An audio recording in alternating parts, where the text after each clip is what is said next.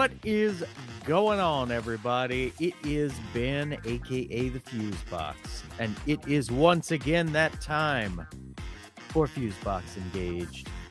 How's everybody doing tonight? What is up? Thank you, of course, Series of Vats, for your always attentiveness. And tonight, we are going to be talking to an old buddy of the channel, DM Ray, who has released a sequel to the comic that we promoted last time he was on, which is called The Madcaps. And we have got The Madcaps 2. So y'all be sure to click on the pinned link in the chat, because that'll get you right there. And I believe the book is already done and ready to go. Well, I'll let him tell you himself. He's right here, actually. What is up, buddy? Uh-oh. There I am. I was on the wrong window. Okay. I'm glad to be on, man. Thanks for having me. This is going to be a good time. Oh, you still there? I am. Can you hear me? Yeah, it's kind of going in and out a little bit. Let's try this again. Is that better? Yes. Sweet. Okay. Let's see if it continues.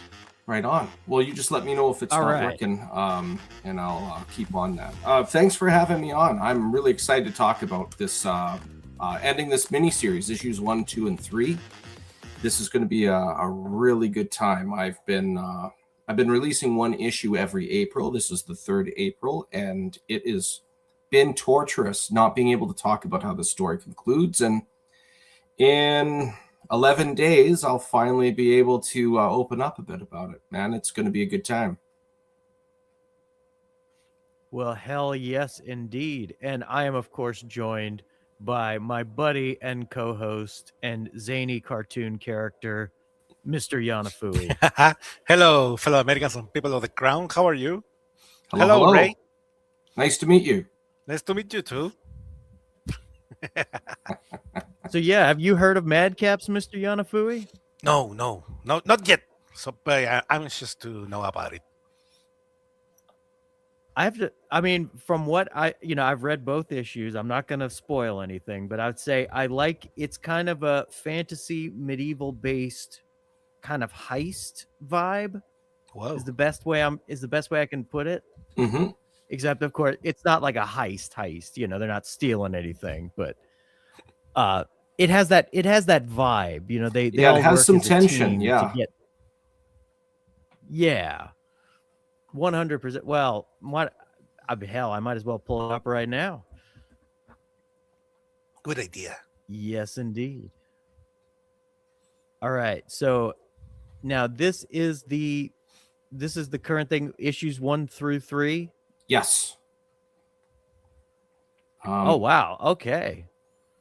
So I've been hitting hard on the streams. I've been advertising on socials.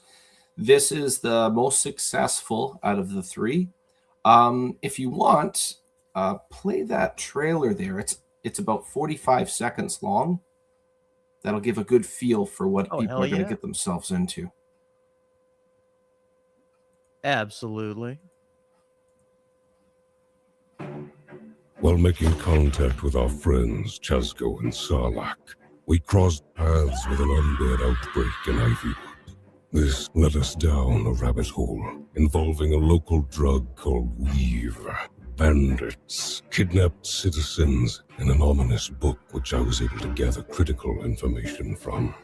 Time was not on our side, and we were not the most qualified to address this urgency. We need to blow up the distillery. Can't hold this spell much longer! The necromancer is mine. I am your beacon! Oh, hell yeah. Now, I do not recall meeting the giant spider in issue 2. So if you look on the image in my background here, in this campaign, there's one tier called the Special Edition Trilogy. We take all 3 issues and give brand new covers. And when you combine them, it makes this very issue here you can see there. And you can see Oh, hold on, there you can see the leg of the creature on my left, this one here. On the right, you can see the main, there's my hand. You can see the main antagonist. These have not been shown in the first 2 issues, and there's a lot of reason for that. But basically, by the start of issue 3, it's revealed that this, what's being referred to as a necromancer, is trying to put a curse on their hometown by sunrise. So this, all 3 issues take place in one night, and this boils down to, even if they try to go get assistance or report it to some authorities, they're wasting the little time they have left. So every human being, when you're around your friends, you force yourself to live up to how they view you. And these guys are in that scenario. If we don't do anything, we will never be able to look at ourselves properly in the mirror again. So they're exhausted, they're tired, they are not the mightiest of individuals in the realm, and they're going to see if they can try and pull off a win before the sun hits the horizon again. hell yes. And I like the fact that your characters are not like, okay, these are like the best of the best. It's like, no, we're there has past to be that. gravity. We're tired. Yeah. Yes. Yeah, there has to 100%. be gravity to decisions, because if there's no repercussions, then what's the point? Why would one be invested in something unless there's some type of gamble or something put at stake?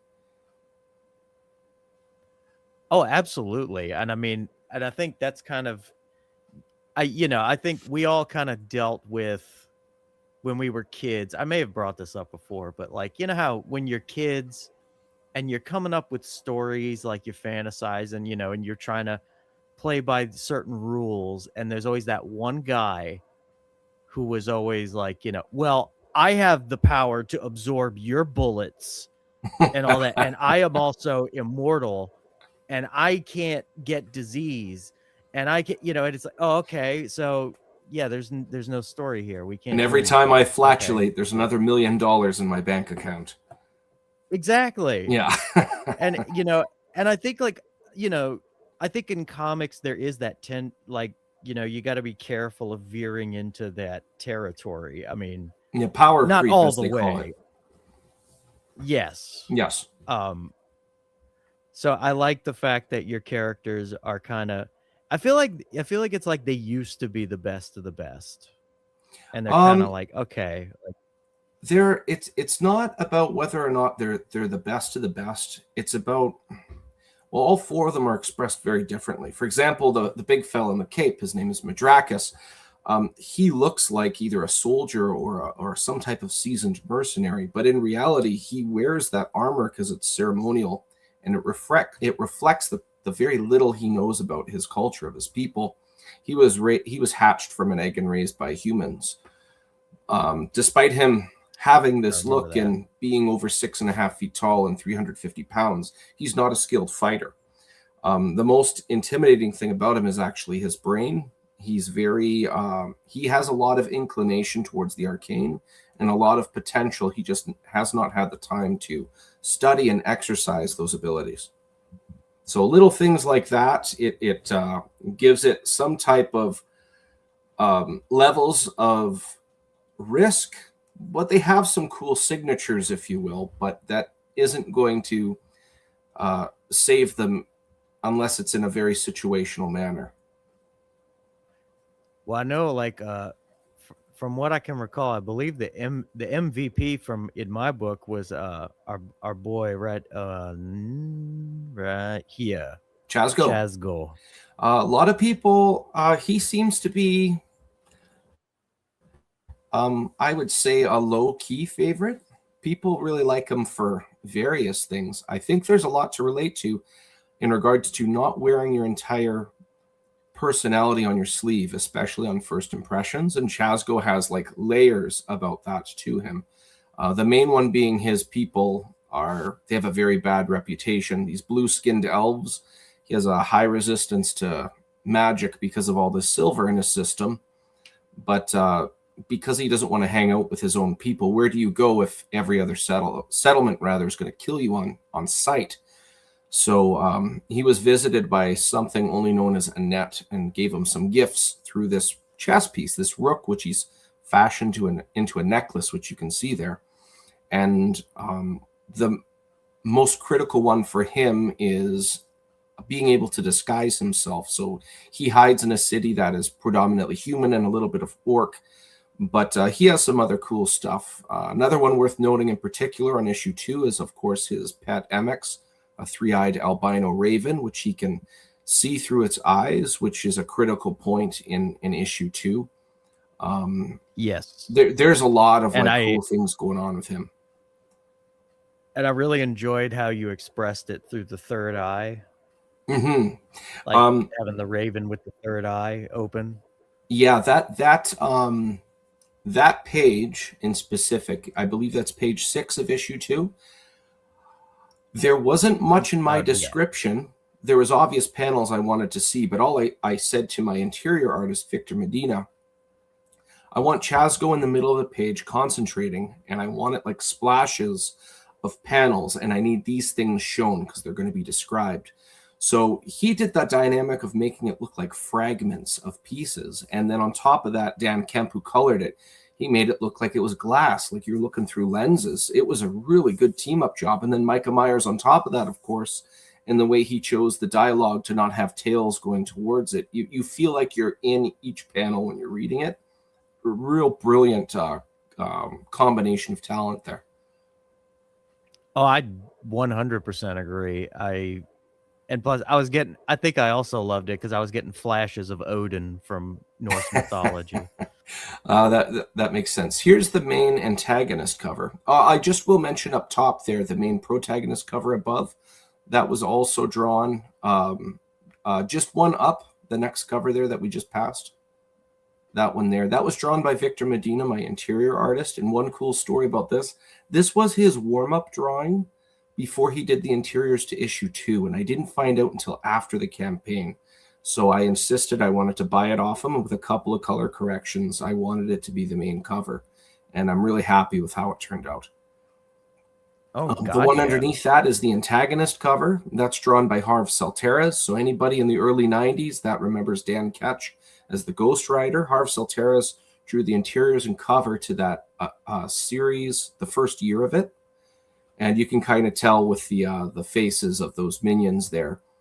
But so we have this elven necromancer and kind of a walking contradiction. And there's a reason for that. And this is also colored by Dan Kemp. So when you consider these two talents here, we have somebody who colored over 100 issues of Image's Hellspawn, and then somebody who's repeatedly, notoriously drawn Marvel's version of a Hellspawn. It was really cool to get them to combine their talents. Oh, God, yeah. So when you say a contradiction, is that like part of like the lore for the elves in this universe, that they're like anti-necromancy? Well, it isn't anti-necromancy per se. Elves are usually lean towards chaos traditionally, and they're about the wild and life. So an elven necromancer is kind of a contradiction in that respect. Okay. Interesting. Because, yeah, I guess I always associate elves in the Tolkien sense of, like they're kind of elevated beings that are like one with nature, Yes, and this is nobody knows yet. We'll just leave that alone. But underneath that, we've got some really cool variant covers. So the first one there, this is Sarlacc, the full-blooded dwarf. His people specifically left the mines generations ago and decided to farm in swampland because dwarves tend to be stubborn. And over time, they were able to terraform into the swampland and actually make fertile grounds to grow crops and livestock. He worships something known as the Divine, and he felt compelled to move into Ivywood, where he's met these other people long before the story begins. But anyways, he works with a local church or a parish where he wants to do right and by those less fortunate than him. Because of his devotion to this being known as the Divine, he has some blessings. Like in this image, you could see this cool ward around him, almost like a force field, but it's only for the unholy. So these skeletons you could see on the left side trying to bite into it. And his axe is actually a holy weapon. You can see when it's splitting that skull, There's light coming out of it, almost like the creature's allergic to it, which is really, really cool. Jay Sloan drew this, and it was colored by Dave Kemp. And I've had them do a cover for issue 2, which had a lot of praise, and this cover's getting the same thing. The skeletons, I wanted it to feel somewhere between a serious version of Army of Darkness, minus the comedy with all the skeleton horde, and Jason and the Argonauts, the final scene where they're fighting the stop-motion skeletons. And the two of them really knocked this image out of the park. Oh, 100%. And speaking of Holy Warriors, we've got Patrick Quinlan. Hello. Hello. Greetings. Nice to meet you, Ray. Very nice to meet you. Nice to see you, Ben. Nice to see you, Mr. Yanafui. How you guys doing today? We're doing well. The last time I saw you, Patrick, when I was watching one of these streams, it's been a little while since I've watched Fusebox, but you were in an argument over AI, and the fella rage quit. That's the last time I one of the reasons I remember. Oh God, it was that one. That was the one. Oh shit. I was kind of mean. That was like the only. No, but that was like the only drama that's ever happened on this channel. Has anybody it was else definitely a memorable one. We'll put it that way. Has anybody else ever been able to make Cynic rage quit something? I don't think so. I feel like I should have a feather in my cap for that. Well, just don't take it off that bird behind you. That's a bird, I think. Oh yeah, no, yeah. There's 2 of them. I won't. Oh sweet. Oh my lord. Ben, if you want me to mute if they're too loud, let me know. Oh no, I'm good. I'm fine. It works as kind of ambience, to be honest. It sounds like bats. background noise, like a healthy one. Good. That's half the reason I own them, is because I love the sounds of we're nature. out in nature. Gotcha. This variant cover here, this is Madcaps, as we were already speaking about. This is drawn by Mike Mez Phillips and colored by Dan Kemp.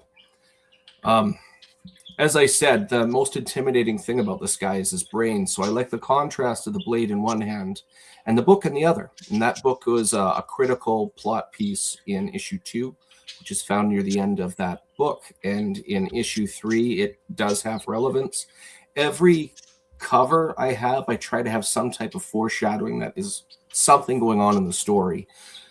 So what you see here, there is something going on there that you'll actually read in. I never like the idea, and lots of people do it, and all the power to them. I'm just not a fan personally of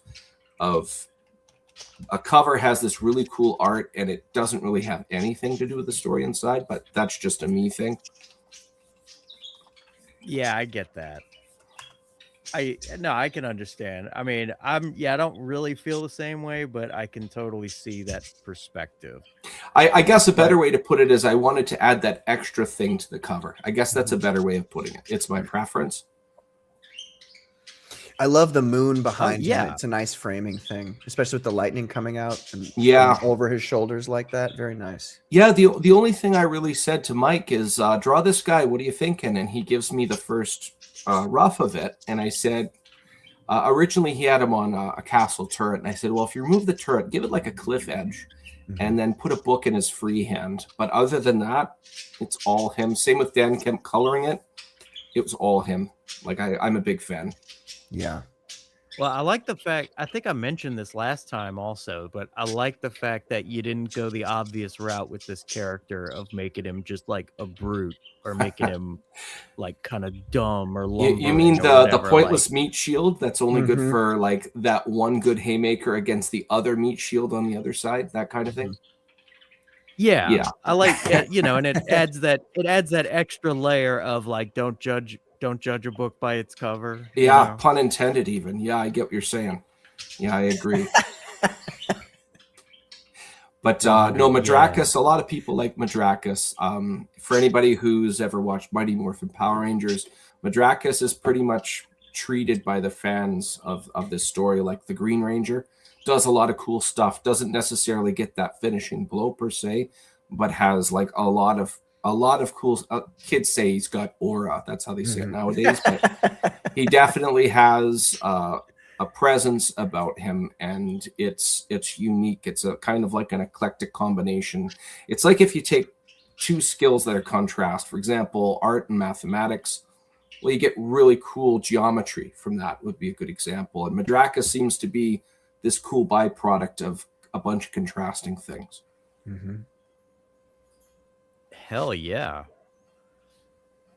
Anybody who likes Final Fantasy, this is an homage to the original. Yes. This is done by Jenna Stark. Jenna Stark is the only person to do one cover for all 3 issues. I even asked to make sure the villain, the main antagonist, looks like she's in the same position as Garland the first time you fight him. I told her she's not used to 8-bit art. I said, I don't need it to be 8-bit. I need it to be reminiscent. I need it to reflect, and I need it to almost feel like when you look at this, oh, this is what the game is based off of, but it's actually the opposite. Almost like the man behind the myth, if you will. And I said, lean into, I want that painterly style, which you did for issue 1 of just Little Dunn and Eney, but make it your own, because I say this to every artist whenever possible. I trust your instincts. I'd rather them go with their gut and a couple of tweaks on my end as opposed to trying to like put in 1,000 constraints. And she did a great job. It is great. It's fantastic. Yes, indeed. Well, I want to see, I have not met the necromancer yet, so I would like to meet this necromancer. Yeah, there's only 3 times that's been revealed, and you just saw the last one. But other than that, there's nothing else going on. Here's Little Dunn and Eney in his own cover. He's under 4 feet tall, half gnome, half dwarf. Somehow, through his muddled bloodline, he has arcane influence over metals and crystalline structures. One of the coolest contraptions he's ever made is that telescope peeking over his shoulder, which can blast raw arcana out of it. I find it very amusing. You have a little guy that's under 4 feet in height that can walk up to a full-grown tree and just reduce it to splinters. It sinks to his goggles. He's a smith by trade, and you could tell by the mischief on his face. He's kind of, I wouldn't say comic relief, but he is more jovial than the rest of them. And Fish Lee, who made this cover for me, I told him a couple of creative constraints, not too many. I said, I want him walking away from a fire that used to be a building. I want some mischief on his face, and this cover is going to be lava foil. And he said, say no more. And I didn't have to correct anything. What's lava foil? Take metal foil, give it only like lava specific coloring, predominantly red, and giving it a specific swirl pattern. I am very excited to see that. Sounds amazing. Yes. I think this one's going to look really, really good. Did you invent this? What is this?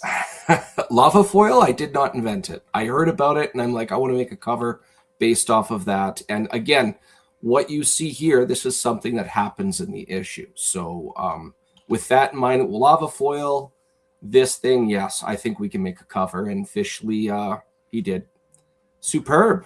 Like it's I love the choice of lack of color, but at the same time, if you look closely, the color is present. Like that's quite an intelligence, you know. That's something outside of my ability.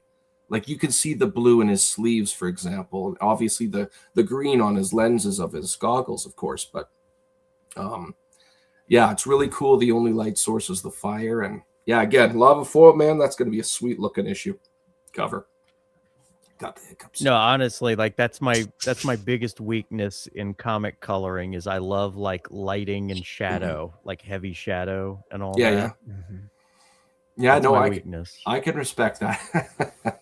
I can relate. Underneath that, we have your favorite, Ben, which is Chasgo. Yeah. So this is drawn by Pogs Art as his alias on Facebook and Instagram.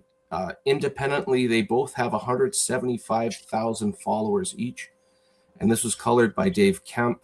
The coolest thing about this cover is everything white is going to be glow in the dark. So again, just like the lava foil, I think that's really going to pop. So the logo, but you'll see part of the silhouette of his head, his eyes, and his fists are all going to be like standing out in the dark. It's going to be really, really cool. So they can do lava foil for different colors, not just red and orange? They have like rainbow foil, metal foil. I'm not sure of all the ranges. I heard of lava foil. I asked my publisher, can we do this? I was told yes, and I said, let's do it. To be honest, I don't know what the variety range is in regards to that. Okay. But yeah, this one, apparently my publisher says the glow-in-the-dark supplier that he uses, the glow-in-the-dark is so potent it works like a nightlight, like it's a light source. It doesn't just glow, it can like casts light onto things around it. So that's going to be really cool to see. Oh, hell yeah. But seriously, how are you coming up with all this witchcraft to use on your covers? How are you doing this? Say again? This witchcraft, all this fancy coloring. Like the ideas? Do you mean? I've never heard of any of these techniques. Well, first and foremost, shout out to my publisher, Filbo Publishing. He's been very good to me in respect of just helping out and giving ideas. He's been in the game for a little bit longer than me, and he has direct access to some of these things. It's one of the dynamics. If you have a hobby or a craft, it's one thing when you really like it and you get involved, but if you start speaking in community, suddenly get the crossing of ideas, and you just, hey, this is a cool idea. What is that? Lava foil? I want to do this. That's all. Like, nothing else crazy. But the only other cover, which I mentioned earlier, well, here's some interiors. Why don't you go to the interiors there? Here we have, that's page 1. So that book that I mentioned, that's when they get a big reveal. And that's when things like go downhill from there. There's a lot of action in this book. In 3 issues, you have to introduce characters and get things set up. But issue 3 has a lot at stake. So you go to points of no return. You're at the climax of the story. People were asking if MX was going to be in it, so I showed a page with MX in it. And I can't spoil too much, so I only have one other page, so it doesn't show too much action. But I promise you that things get hot and heavy really, really quick. I don't even have dialogue on this, strictly because there's too much spoiler in it. Usually in the other ones I would show dialogue and stuff, but not this case. Oh yeah, don't show your full hand. Yeah. You can get the PDF. We have a premium PDF which has all of the covers. It's an extra $3. I figured I had a couple people back that, and underneath that we have, what else we got here? So all the different covers, they're $15 each, with the exception of the lava foil and glow in the dark, of course. They're a little bit more, but all the covers that we've already been talking about, as you can see here, they are all in their glory. We have a tier later down where you can get every cover, and a couple people have backed that. I've been very grateful. We have a couple of other cool things going on here. So obviously lava foil and glow in the dark are going to cost more, and that's because of the resources required to make such a thing. I definitely think it's worth it. And if you go beneath that, there's a really cool, apologies. We also have sketch covers. So sketch cover for issue 3, but if you go beneath that, you can get a sketch cover of all 3 issues. Some people really like their sketch covers. I'm actually surprised just how many people have bought into the sketch cover thing, looking at other backers and stuff. So I've always included it because people do appreciate it. Underneath that, though, we have, this is what I was saying earlier, the special edition trilogy of covers. We take each issue, add a brand new cover. When you combine it, it makes this cool image, which depicts the final act of the last issue, drawn by Rod Ramos Rodolfo and colored by veteran Spawn colorist Dan Kemp. Underneath that, we have issue 1 and issue 2 in various different ways, and also like the entire thing of just the main covers. There's a back issue tier if you just want to get 1 and 2, but a special issue 3 cover. Underneath that, we have, go one more. Here we have the Jenna Stark collection. So as I was saying before, she's the only person to make a variant cover of every issue. So the main difference is in issue 2, you can see that stained glass image. Mm-hmm. That image in issue 2 was metal foil, but in this case, it is not, just to keep the bundle cost a little down because people are really liking that image. So go ahead. Oh no, I heard I had a dropout, and I thought I didn't know if that was you or me. Okay, and obviously the physical catch-up mentioned earlier is the PDF catch-up. Underneath that, we have all 5 issues that are not lava foil or glow in the dark. You can pick 3 of them. So if you really like 3 images, you can pick those out. Just if you scroll down a bit, you can see that. Of course, I just want to stress the lava foil and the glow in the dark don't apply to those. Mm-hmm. Anybody that likes playing D&D, I have character sheets of level 5 equivalent of all 4 characters that you can buy. It's compatible with 5th edition D&D. It was a lot of fun transferring them over to D&D characters, and you could just play out as one of them. It's put a lot of thought into that one. That was a lot of fun. Anybody who's never played D&D before, the tier underneath this, you can play a one-shot with Michael Towson. Michael Towson has been a voice actor for William Shatner, Disney. Anybody who is familiar from about, I think, 15 years back, there was a kid show called Talking Tom and Friends. Tom the Raccoon was voiced by this guy.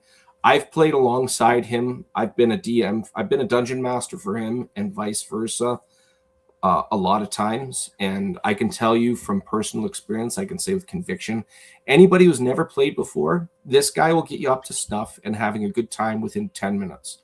And that's not even having a character ready. Like, this guy is very versatile, and his improv and his thinking on his feet is like top notch. I guarantee you'll have a good time. The money going into this, I do not get a cent on. It is just to cover the cost for his services. So if anybody's never played before, this is a good first impression to jump in on. Now, can we get that as a cover? Michael? I'll ask him. I'm going to do that and send it to you, Ben. That's what I'm going to do. I'm going to photocopy it and paste it right on top. And I'm going to do something like a speech bubble that says, "I am your DM," and then I'll mail it to you. That's happening. I am down. I am everything you just said. I agree with. So we have an enthusiast tier here. So any of the issues, again, just the regular costing ones, and you get to pick one of the T-shirts, which you'll see later on in a nice combo bundle there. Underneath that, we have blankets of the main covers of all 3 issues. I have, where is it? I have one from the second campaign, but you really can't see it with my background setup, but it's that stained glass window. These things are super warm. I really like fleece plushy blankets. They're just, we call them tapestries, but wall tapestries, if you will. If you scroll down, you'll see the options there. That's the 3 there for the blankets. But if you scroll down one more, we have septet of covers. That's all 7 covers for issue 3. 2 people have backed that. I'm beside myself. That's really, really cool. I'm really happy and grateful that people have actually appreciated enough they want to buy them. Go ahead. And I think you're the first person in history to ever use the word septet. Well, I said, what would be equivalent of quartet for 7? And Google gave me a couple options. I like septet. So I thought septet was an Egyptian goddess, but guess I was why wrong. not both? 7 Egyptian goddesses together. And then underneath that, we've got somebody back to this one. This is all of issue 3. This includes 1 blanket, 1 T-shirt. This has all the covers. It's got a map of where this story takes place. It's got a pinup of by Sean Langley and the black and white of the same thing. 1 person backed that. Again, I'm like, holy cow. And then the tier underneath that is the same thing, but a copy of issue 1 and 2 on top of that. Same thing, including everything that's already mentioned. But if you scroll down to the add-ons, you'll see a little bit better of the map, which I mentioned earlier. There's the Sean Langley pinup underneath that, which was colored by Dan Kemp again. For $5 more, you can get that and a black and white copy, which you'll see underneath there. I love always comparing the black and white to the colors. You can really compare the personalities, if that makes sense. Mm-hmm. Oh, yeah. Underneath that, we have 2 metal foil covers. So I mentioned before how Jay Sloan and Dave Kemp worked together for issue 2. People really liked this cover. They asked that this one also be metal foil, but I didn't want to take attention off the stained glass one. So I offered this as just a pinup, and people really like it. I offered it again, but also because these two teamed up again for issue 3 for a cover, I offered that cover as a pinup, which you'll see underneath, which has already been shown earlier, but both of those are metal foil. So that's brilliant. Man, this is my first time on the creative side of a comic book. So to get any talent of interest or any talent that's interested, it's very like, it's just little old me. So they'll stick their neck out, you know. It's the equivalent of having like an Elvis Presley or a Kurt Cobain perform a song that I've written. I'm like, wow, this is so cool. They've actually contributed to the story that was in my head. Going back to, I remember, Patrick, this is jogging my memory. You were saying to Cynic how you would draw something and it didn't have to be good, and then you'd have somebody else, a pro, for lack of better wording, draw the real deal kind of thing. And it's always cool to see the pro do that part. Yeah. It's just so cool, man. Yeah. And then, of course, the 3 T-shirt options, which it's the main antagonist cover, which was drawn by Harv Salterez, Mike Mez Phillips, who did the Madrakas cover, and then, of course, Jay Sloan, who did the Sarlacc one. But we have stretch goals. We've hit 1. They're all secret. If we get to $3,000, we'll get a second one, which is really, really awesome. We're not going to say yet, but the $1,500 one you can see in the updates. Anybody listening now, you can look that up. It is an homage to a module style pinup. It feels like something you would get from the 70s or 80s, black and white. It has a really nice flair to it. It's just all 4 characters sitting around a campfire, but it has that black and white newsprint feel to it. It's really, really nice. So everybody's going to be getting that. If we get to $3,000, we will be getting another cool thing. I can't say what, but it will involve our interior artist, Victor Medina, and it's fire. That's all I can say. So hopefully we hit that. We've got a dozen days to go, roughly. So, well, I think if you hit $3,000, from what I'm seeing here on the campaign, we get you, DM Ray. Well, the question marks. We get to DM you. Oh, wow! The artist. Get to direct message. No, we get. No, like, get the privilege of direct messaging. He's mailed. No, like the whole team is mailed to you. That's the whole point. No. Those are all the new covers. We'll make all of these covers as well. Yes. I love it. And this has been a very positive experience. So each time I've done a Kickstarter for this mini series, it's always done better, and that's a really encouraging dynamic. This is best for sales ever. I've never gone this far, and we did best for sales so far in funds raised by the halfway point, and we're still going strong. So anybody listening right now, I've got repeat readers and repeat backers. So if this is something you're interested in, the people would speak for me. I'm not the kind of guy that'll be like, I'm a big deal, don't believe me, I'll ask me and I'll tell you kind of thing. But other people are liking it, so I'm encouraged to say you should try it too. And you're knocking on the door of that 3,000 stretch goal. Yeah, we're getting there. And I mean, as Kickstarters go, this is when things pick up. So it's not unrealistic. We got a good shot. Yeah. Oh, 100%.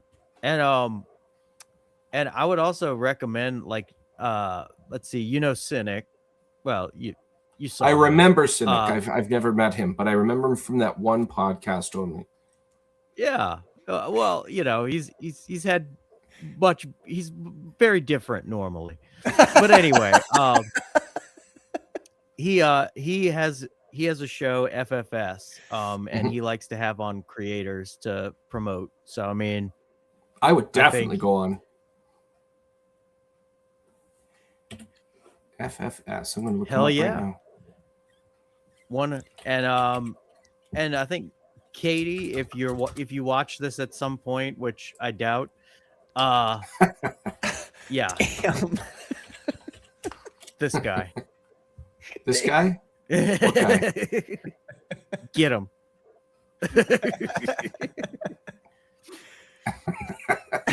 I'm looking up the FF's podcast, Formula One podcast, hosted Oh, he's by... currently streaming right over me right now. He does that every time, doesn't he? Yeah, and he's making fun of you. Of course he is. We didn't need to know about that part, Yano. Sorry. What you got to do is give like random. You got to give random Speaking of which, insults here that we don't go. make We gotta- sense. We got Yo. Jesker here. Okay, Jesker, what message do you bring? Sorry about what? They sent you over here, didn't they? No, okay, look, I gotta tell you guys something right now. There's something really fucking sad happening right now. What's that? What? Liam is streaming live, and he's not actually on the Kings, but he's edited it to where he makes it look like he's on the Kings.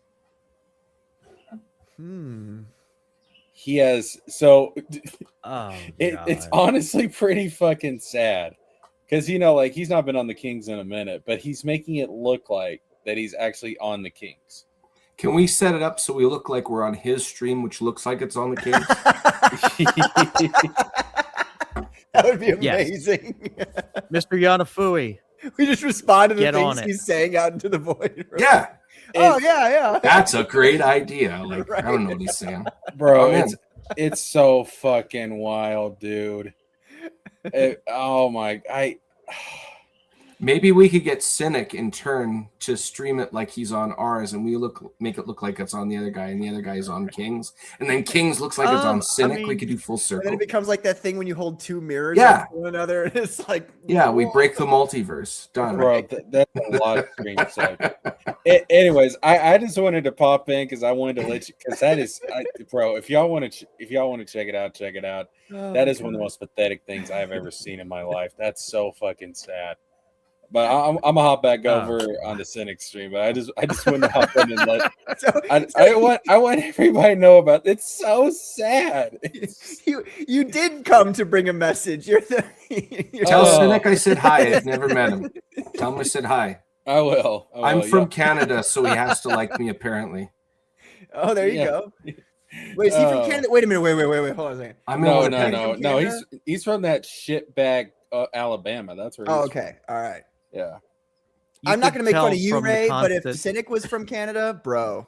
Well, apparently it's very divisive over a Canadian. You either really like them or really hate them, apparently. You're either Todd McFarlane or you're like insert serial killer here. That is true, I would say.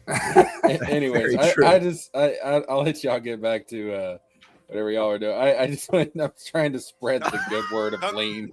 Tell him I said hi. Whatever I'm going to contact doing. him later. Don't listen to them. They are racist people, Who's racist people? These people, These people. I know about that. I know about that, I'll check y'all later. Peace out, man. These people. Well, Ray, I got a question for you. Can I ask have an answer? Ben? Ben hasn't given me permission to ask the question yet. Oh, was it a good one? I grant you permission. Oh. Okay, let's do it. So I want to have you on my show, the Comicsgate Commandos, but the problem is that your campaign ends before I have my next show that I could have you on, because I'm closing out my own campaign on the 16th. Okay, mine usually closes do the same Saturday day. nights. So like, are you ever gonna like relaunch this campaign? Have you heard about the website called Fund My Comic? Have you considered that one, or like? Long story short, even though it's closed, Kickstarter you can still buy into until I cut that off. So I mean, I'm happy to go on. You're thinking Saturday night, you said? Yeah, Saturday nights. The only other thing, and I'm not trying to, I like to be upfront with people, is that Kickstarter is not usually something we promote on the channel, because in the past they've canceled people for their political beliefs. And I understand. I'll tell you what, this thing is going to go again because of my publisher. Mm-hmm. Shout out to my publisher, Philbo. It's going to local comic shops. It's getting distributed. Maybe when we hit that point, maybe that would be the time, because there's no dynamic involving Kickstarter then. Would that be a smart play? That'd be awesome. I'm all in for that, for sure. Do you have an X handle I can follow you on? X, you know what? I don't use X, but if you find me on Instagram, you can find me as Raymond the DM. DM is just short for Dungeon Master. We have Facebook. I don't have Instagram, unfortunately. Facebook, just look up DM Ray. You'll find my profile is the Madcaps cover. Cool. And then send him a DM. Yeah, and then DM Ray. Exactly. That's my personal Facebook though, like with family stuff. So Okay. Don't be weird. Don't be weird. I followed you. All right, there we go. Sweet. Right on, man. Yeah. So I appreciate it. Thank you. Yeah, once there's more info, like when it's in the stores, I'll hit you up. Cool, man. Yeah, we're also going to trade paperback, so there's some cool dynamics. I can say one I can talk about, the other one I can't too much, but I've had 2 offers for writing short story in comics. One of them is with Tom Hutchinson and Bad Dog Inc. And the other one is Hush Hush for now. But there's other stuff I could talk about as this starts going along here. But, Hell yeah, man. I'm excited. I'm very flattered. So, again, I guess my stuff is at least above average. I'm not going to say it's the thing. So I'm super happy. I mean, if you're getting offers, like, Yeah. I ain't gotten no offers yet. Mm-hmm. Me neither. Man. So hey, you're doing great. I must be doing something. So I'm very happy. Very, very happy with this experience. That's for sure. Mr. Yanafui, you gotten any offers for writing comic books? I know you get offers for other things, but I'm talking about. What is a comic? And that's it's a guy that talks trash on a stage and with a microphone. They're amazing. But I mean, I'm very pleased with what's going on here with Madcaps. If y'all haven't backed it yet, back it right now. But now I need to talk about somebody who just flat out disappointed me. Oh. And that would be Tim Heidecker. Interesting. See, Tim Heidecker, from Tim and Eric fame. That Tim. I was a big fan. Until? I was a huge fan. Really? I loved him. Tim and Eric? I never would have guessed, considering that you don't like smoking weed. I do, but no, I loved Tim and Eric, and I loved his web series on Cinema because it was the perfect parody. But recently, The Onion acquired InfoWars from Alex Jones, and Tim Heidecker did a little parody of InfoWars that was completely unfunny and felt like just political spite. I think it's funny that it's not funny, if that makes sense. I don't know why. I get that. Try not to laugh. For me, it's like I usually love to laugh at things that are unfunny, but in this case, it was just particularly heartbreaking because it's like, how far have you fallen, Tim? I understand. Up to you, damn it. I think it's success. When they get successful, really successful, then they start to get not so funny. Because there was Good Job. What is that one called? Tim and Eric Awesome Show. Good Job. Yeah, that one. And then there was also Tim and Eric's Bedtime Stories, which was really good. If you guys ever seen that, that was on Adult It was Swim. creepy. It was, but it was really funny and weird. But I think once they get to a certain level of success, all these people, it's like they lose all the talent that got them there. It's so weird. I have a theory behind that. What I think it is, well, 2 things. The first one is, to quote my late father, he said, if you are to be successful and make a good living off of something you're passionate about, there's going to be a certain time where the passion dies and it's business. No insult to, for example, Todd McFarlane. He drew and inked everything back in the day. Now it's a lot of delegation. It's business, right? Yeah. So I think that's part of it. But the other thing is, when you start hitting certain circles of success, you get certain suggestions, and many people tend to follow if that's what the suggestions are. Well, this is the next thing to get to that next level. You'll see it a lot with actors that like have face filler, or they go on Ozempic, or like really weird stuff. But I think comedy, there's something related there. Like we now joke about this, if that makes sense. Yeah. But I think in particular, it's like when they start to go on a political bent, it's like they get extra spiteful and obnoxious. They're not Which intending to be funny anymore. They're automatically too preachy. detract. Right. Yeah, I get that. Yeah. I mean, if you're trying to be funny, like you're in probably this making fun case, of though- both the left and the right. You know, it's never like a one-sided thing, I feel like, because you make fun of all the idiosyncrasies of both sides. But when you focus on one, people can see, okay, you know. Yeah, I know what you mean. That if you're going to go political, you're running a lot of risks, and it's no matter what, you're going to make somebody unhappy, especially if you're focusing on one thing or one side or one whatever. It's like you're. Well, also, I wouldn't have minded it so much if it was actually funny, like if he was actually parodying Jones. But the way he was doing it, it was like a leftist caricature of what Alex Jones is versus what Alex Jones does or says. Well, you just And was it a lot of it's stuff that about disconnect. the water turning the frogs gay? Is that what it was? He was like doing some stuff about like, I I forgot drink about the that. blood of the unbaptized or whatever. Okay. And some like talking about brokering peace between Satan and God or something. And it was just like, where this doesn't sound anything like an Alex Jones conspiracy jargon. It just sounds like a weird, and especially like in recent years, I've noticed Tim and Eric, like in particular, whenever like the topic of religion comes up, they get extra saucy, you know. So I wonder if there's a little bit of a hate boner there. Could be. I think at a certain point you get to a certain level of success in Hollywood or in that whole sphere, and like you automatically become just very, very, and Ray, I don't know what your opinion on religion is, but I'm just saying it seems to me that these people get very very vitriolic about religion once they get to a certain level.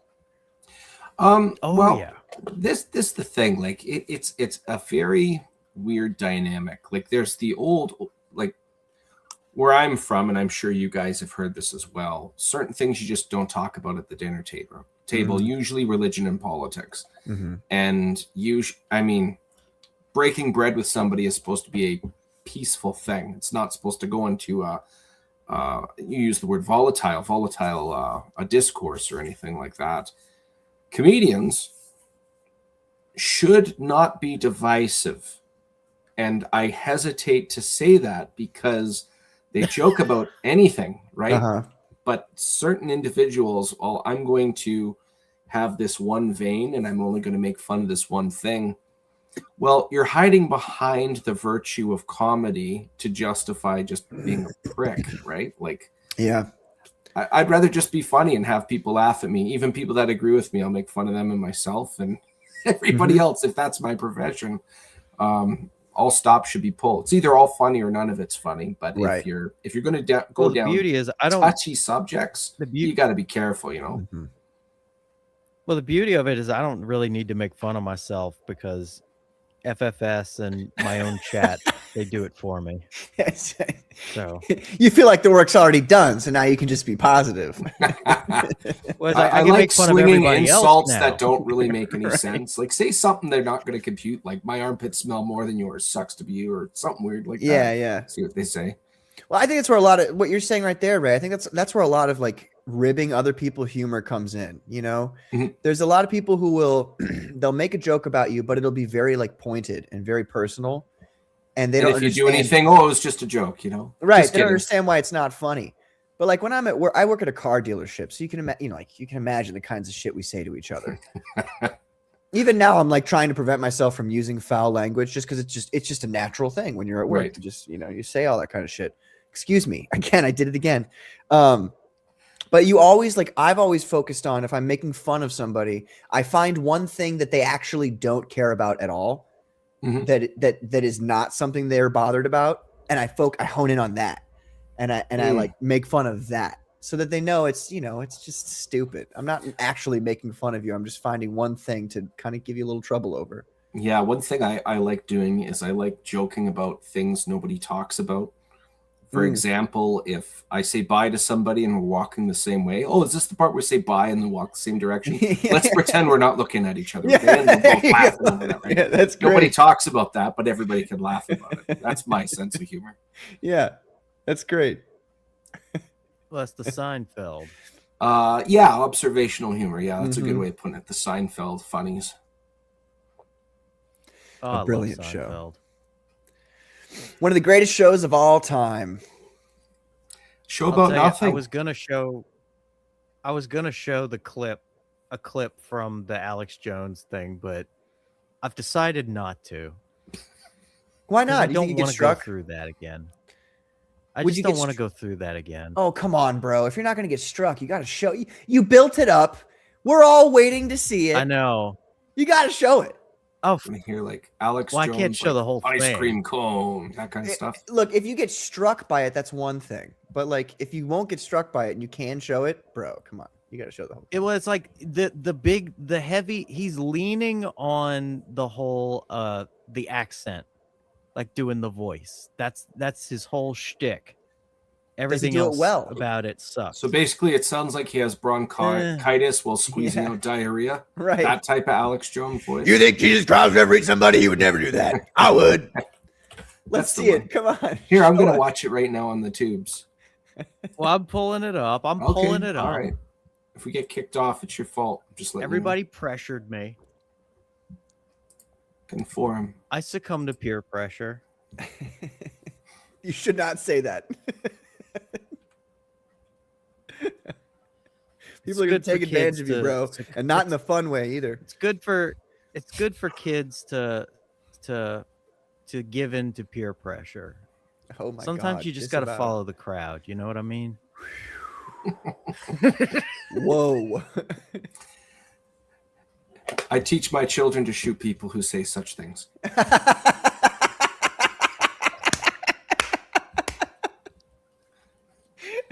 Look, we all know that this is a kids show. Okay, let's Yeah, not. life lessons for children. I'm telling you. Done. I know, and Children, if you ever go into a ultimately house why- and you see somebody that says "live, laugh, love" on the, blow up the house. Just No, you just need 3 opposing L's. Like, what can Okay, we? What, so I'm that's- gonna play I'll play like a few seconds of this because it's cringe. It's the cringe factor. Hi, everybody. It's Tim HEIDECKER here. I'm broadcasting now live on the internet. Thank you for joining me. We have major announcements to go through here. Lots going on. Lot of turmoil the past couple of days. On our road to total victory, we have just won a major battle, folks.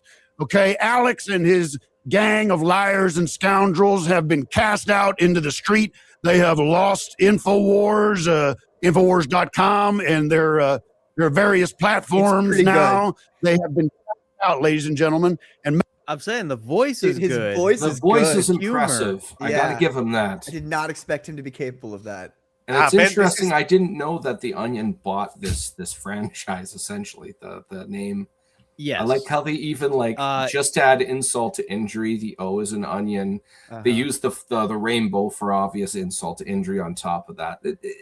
On first impressions, I got to give them a win there. Yeah. This is the funny part, because it's at the moment. No, it's like, yeah, I'm saying the impression is dead on, but but what what he ends up saying and getting into as a joke, it's like it's disconnected. Let me hit you with something though, real quick. That's really depressing. What if What? his accent isn't actually spot on, but they're doing like an AI overlay mixed with Alex Jones, and that's why it sounds good. That's interesting. I would like that because I'm very mad at Tim right now, and I'm looking for reasons to continue being mad at him. All I'm thinking about is the Cops and Robbers bit by Tim and Eric. Bang, bang, rob that bank, put him in jail. I know. I loved Tim and Eric. That's why this was like, it's like, why are you getting into the political internet bullshit? Why? Maybe there's some desperation. Like, regardless of how popular or not, maybe he feels he's not relevant enough. This would springboard him back into it, in opinion. Well, look at his eyes. Look at his eyes right now. He's not having fun. You know what I mean? Yeah, he does look. You could just see his eyes. He could be in character. Maybe, but kind of. Yeah, but I think the bags around the eyes look legit. Mm-hmm. Because I mean, he's getting older, and I know like they just ended On Cinema, and I'm pretty sure he was involved with this Onion legal battle, which is so dumb. What do you mean? How is he involved? Hang on, let me look this up.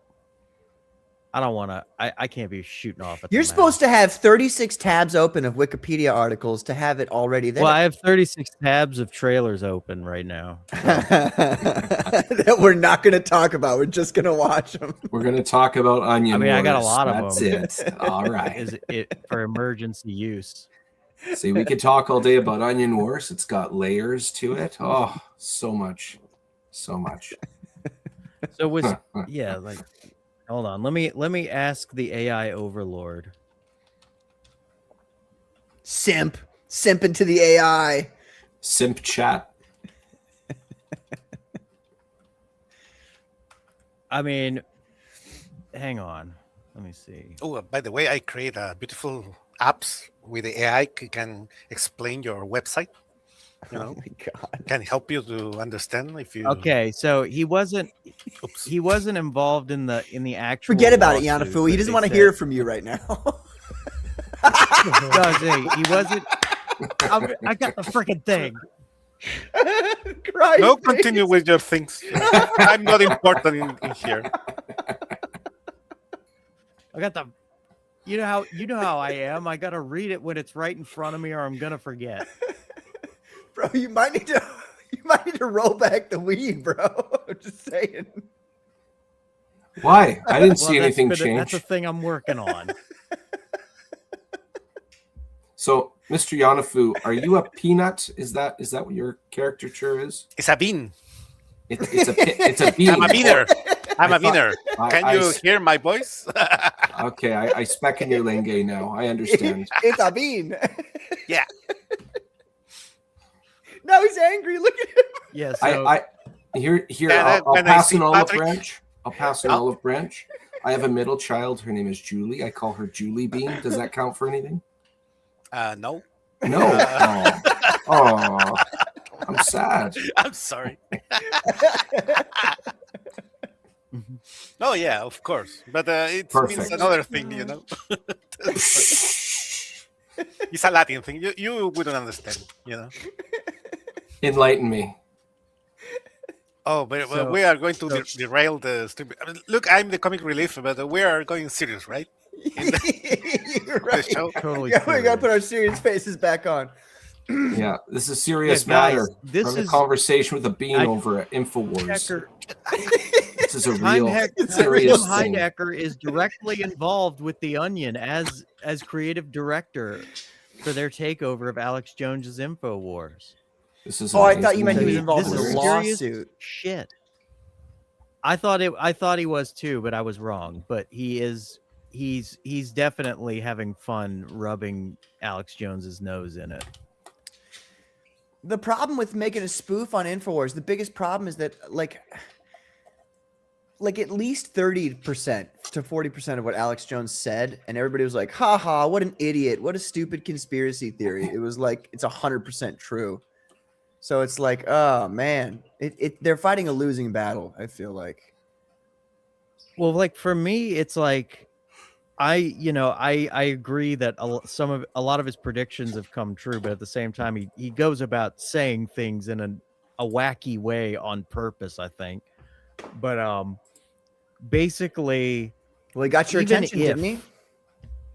But even if, like, I'm gonna kind of semi-steel man the opposition in that it's like, even if like he was just totally, you know, his shit with the Sandy Hook families and all that, like if he was just milking that or whatever for money, or if that was his actual thing, I'm still confused about was he presenting this conspiracy theory, or was it a guest of his? A lot of times it's guests he has on that he'll run with them. You know what I mean? Like he'll be open-minded enough to run with them, and then people say, "Oh, he said this." I don't know. If I have a guest on my show, I'd like to run with their ideas at least while they're there, just to let it talk about it. It's freedom of speech. That's all. I get that. My whole thing is like, even if they want to sue him or whatever, like I feel like that amount of money to sue somebody for over that is like it's malicious. You're just trying to like get revenge. You're like trying to destroy his life, and that's overkill to the extreme. Revenge and for the what? fact that they've gone to the lengths of like buying his company, and now it's like, we're gonna mock you and burn it in effigy. Like that is what the hell? Like, dial it down, Jesus. Well, this is the thing in mob mentality. You have to be very careful. If there's somebody you disagree with and you're going to share your opinion to that about another person, modern human nature, this happens everywhere, not just modern human nature, but just human nature. It's very easy to go down that dark path, slippery slope of, I'm going to prove this person is not a human. Now I can justify treating them inhumanely. Precisely. And that's the thing. There's certain individuals I would cross the street instead of walking past them. Very few. I don't have a lot of enemies. I am Canadian after all. But putting jokes aside, I would never wish evil on them. I would never do that. It's very easy to get caught up in that stuff.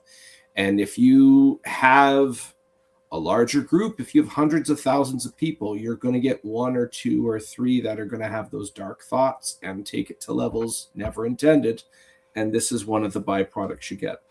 But maybe this is a commercial thing, take out the competition. Possibly, that's true. So they are not doing it in a Christian way. Agree. Rake, may I ask you, are you a Christian or? Yeah, I am a Christian. Okay. I feel like that idea of each person in the Christian way of phrasing it is, made in the image and likeness of God and therefore worthy of respect. I feel like that's something that isn't really a common factor amongst society anymore. Right. Mostly because even people who say that they're Christian don't really like operate off of those ideals. And so unhumaning somebody, unpersoning somebody still is the easiest way. I mean, the Soviet regime did it all the time. The easiest way to, say, this is the enemy, we need to destroy the enemy kind of thing. But the Christian is vehemently against that very idea. Yeah, oh yeah.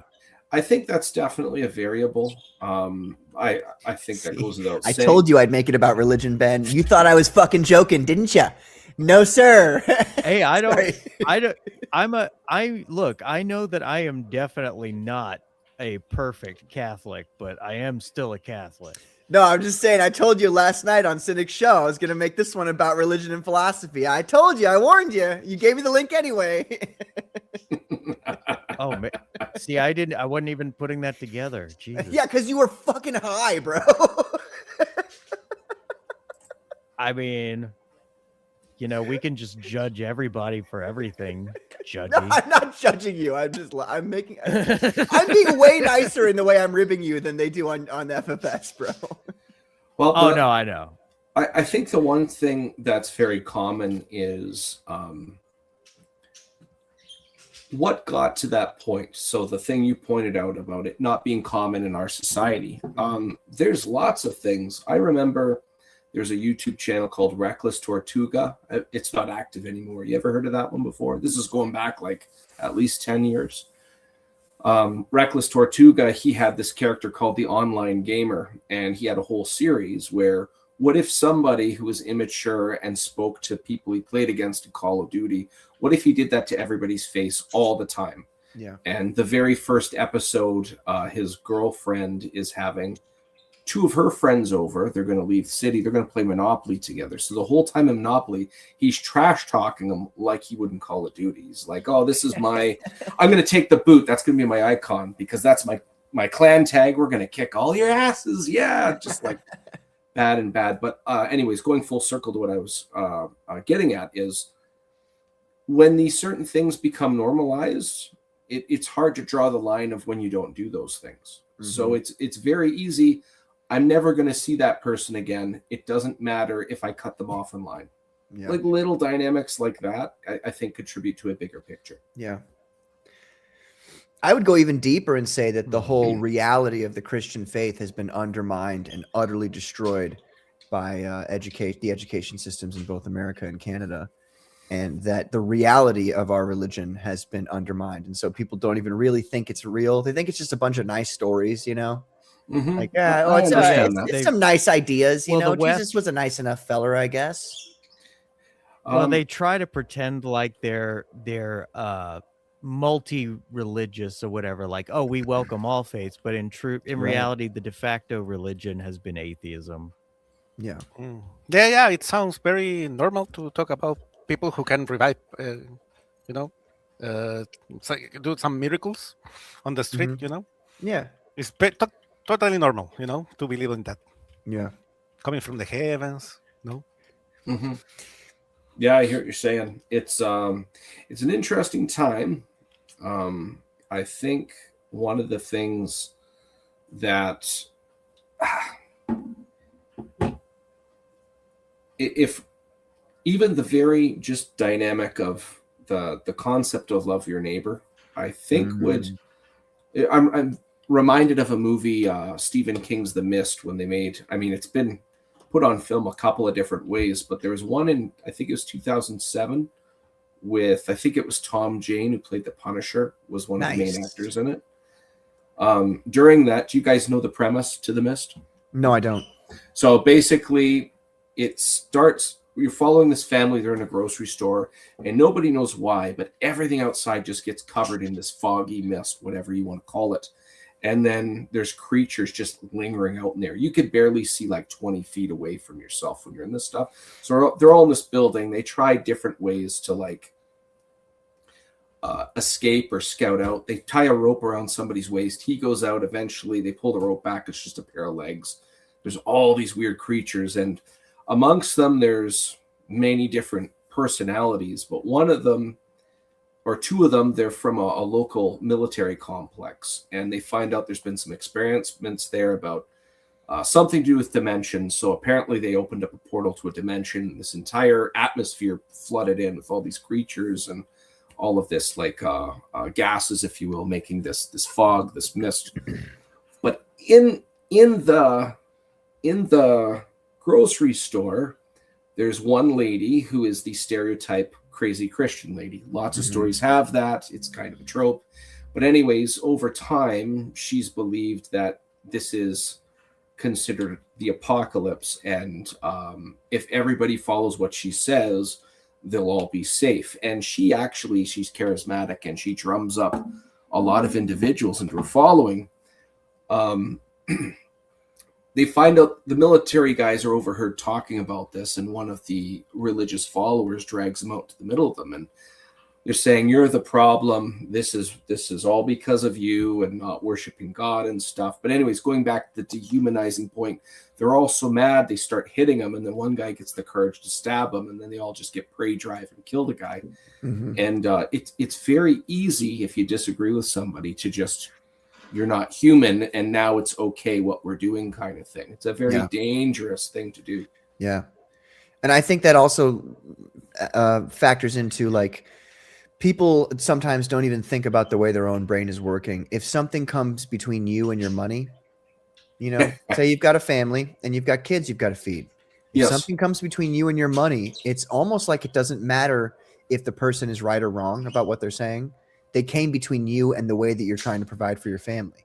And now, obviously, providing for your family is a noble thing, and it's a responsibility that you have, you know.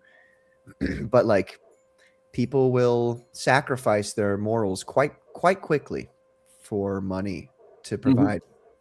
Love of money in specific.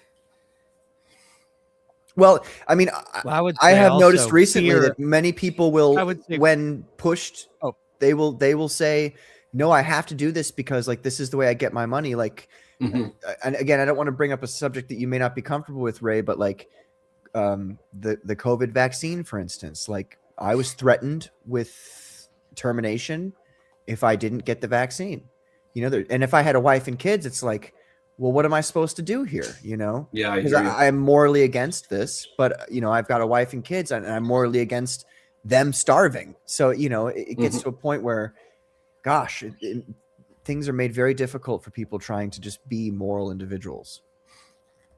Yeah, there's definitely some challenges that come with it. That's for sure. And I think a lot of it is also just, well, it's also, instead of it just being love of money, it's also like just fear of like poverty. Yeah. Or fear of starving. Yep. And all that drives people to these impulsive, selfish decisions. Yeah, I hear you. Mr. Yanafui, you look like you had something you wanted to say. Can I say? Do you want to say something? No, just you look like you were going to say something. Yeah, I prefer to stay quiet. You know, I have a lot to say about this. How do you say, especially of you? You know, how do you say bean Espanol? Poroto. Poroto. Obviously, poroto. I mean, come on. Yeah. All right. I'm in English French land, not in English Spanish land. Mr. Yanafui, do you still hate me? You said you had a lot to say about me. Do you still hate me?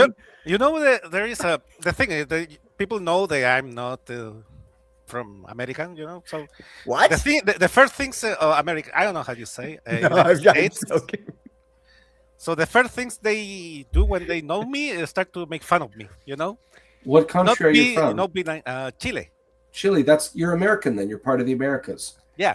Yeah. Just like I am. You're American. There you go. When I come here, I say, I'm American. They say to me, no, you are not American. You are South American, something like that. So there are some people there who are not very nice, you know. I've been nice to you. I've been way nice to you. Yeah, sure. What do you, brother? I start to, I remember, when was the first time we start to talk about Venezuela? How you feel about the United States come to Venezuela and attack? And I said, not so good. You know, we that happened with us. We stay in war for what the United States did, something like that. And you say something like, "Well, get used to." So nice. You're so nice, Patrick. I love you. You know. I did say that. I will admit it. Just straight ownership over it. You know, you don't have empathy with your brother in this place. You know, and you're talking about Christians.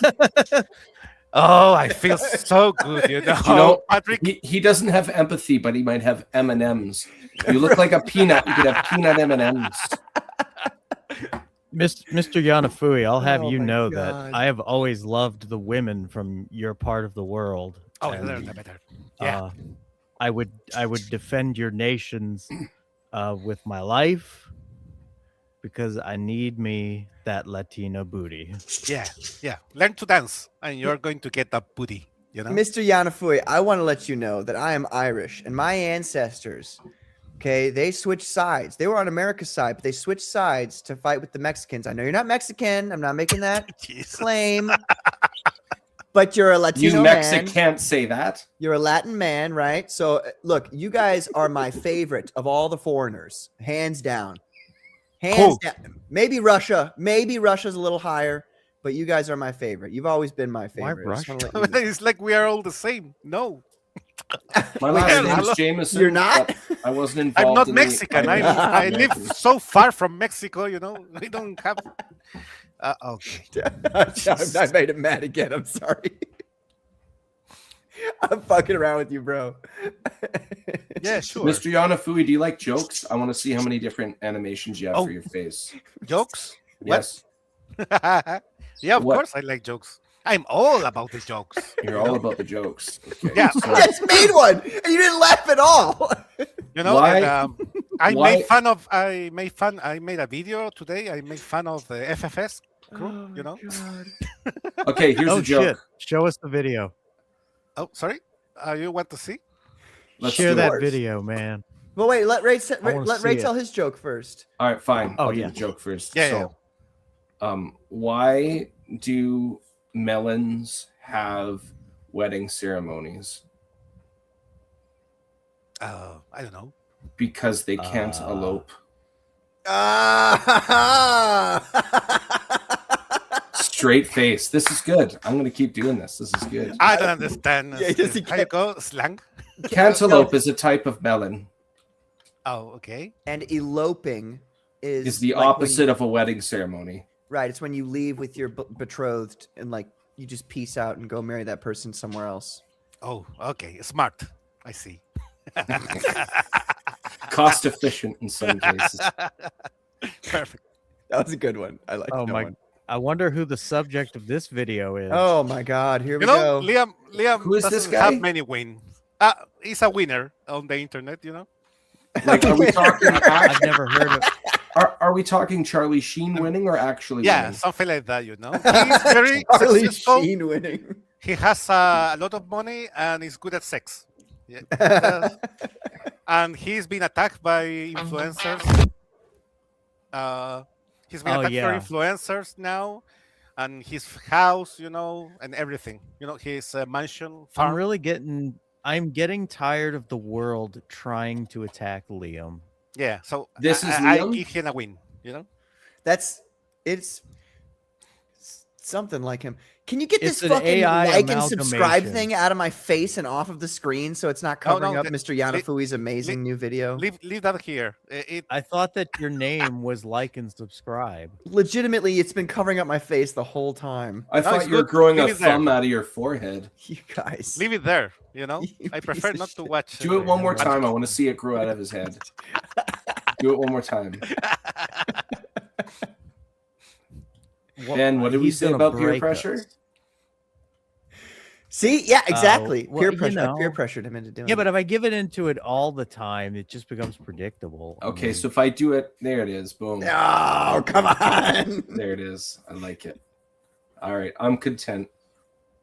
Hit but it. yeah. So, yeah. I'll break you down.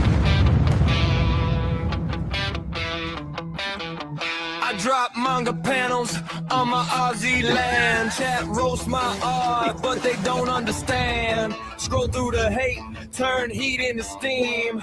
Flip every jab, make it part of the scheme. Call me out of shape, I laugh at the take. Still on the grind, still wide awake. Late nights, bright lights, hands on the wheel. Talk all you want, I don't break, I don't kneel. They plot every raid, how they'll never survive. This guy's amazing. Yeah, screaming and go. Check it when you barely arrive. Go.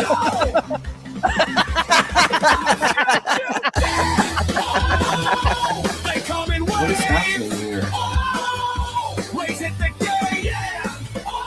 There's so much Hear what I say. back history that you don't know, Ray. It just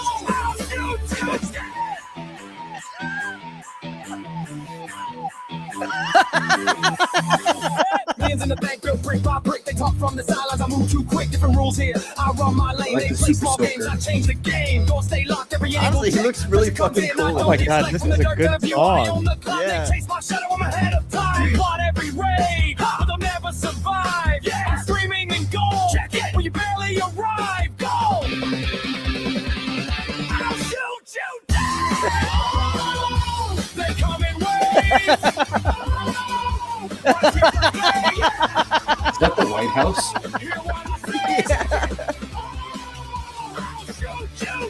Why is he Irish dancing now? Why does he have a hair gel mouthwash? Oh, this is awesome. Why is he Fortnite fighting? Off my ground, no, turn around, read the sign, don't cross mine. Off my ground, no, turn around, read the sign. Oh God, that's me. That's supposed to be me. Get him, Liam! Get him!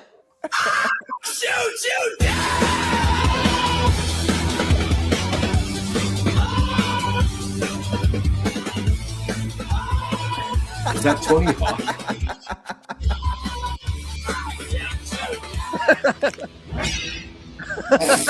Oh my God! Wow, Mr. Yanafui, amazing. Yeah, but That was- the thing is, this is for niche, for comic people. So Yeah, very. it's not for everyone, Sorry, Ray. I got to be real, Mr. I know, Yanafui. Usually, like I Ray, hear you AI have a- music, and I'm like, this is the literal fucking worst thing that's ever assaulted my ears in the entire world. That was a pretty decent song you put together there. Good job. Oh no, Congratulations. I know how to do it, and the thing is, I just want to play the song, Yeah, yeah, it's actually kind of a banger. Yeah, I enjoyed it. It was catchy. Yeah. So I like to make music, so that's one thing, and then try to make sing fans for just have 2 minutes, to make 2 minutes Yeah. for the people to have some fun. What about making one where it's a song about Mr. Yanafui, complete with the beam, but it's all 3D because you use an AI, Mhm. and you can like make the cool thing. He does would appear that in a look lot like? of his videos. Oh yeah, okay, all right. Yeah, I haven't finished one because I have to be on the mood and I have time, Mhm. give it Mhm. time. Because I know? could see you with like Mega Man's X Buster or something, shooting something random. I think that'd be cool. Yeah. No, I'm making a video about I'm a dictator in a banana republic, and Patrick attacked me, which is USA. Do I win or do I lose? I bet I lose, don't I? No, but I always lose. So What if How you am I team up going and to fight a bigger superpower, yeah, like the Rainbow Onion or something? rainbow. No. Yeah, well, I made a song about the woke community. There is a Cathy uses like an intro. Mm-hmm. Dude, that's awesome. And I love the homage, by the way, to the other AI video that was released where Liam's beating up all the guys in the FFS. That was nice, bro. That was good. Yeah, so I wish one Liam have particular- some win. A Yeah, happy yeah. ending. Yeah. There's one So- particular Mr. Yanafui video that I happen to love the most. Hang on. Sorry, that was What? a poorly timed transition. What were you gonna say?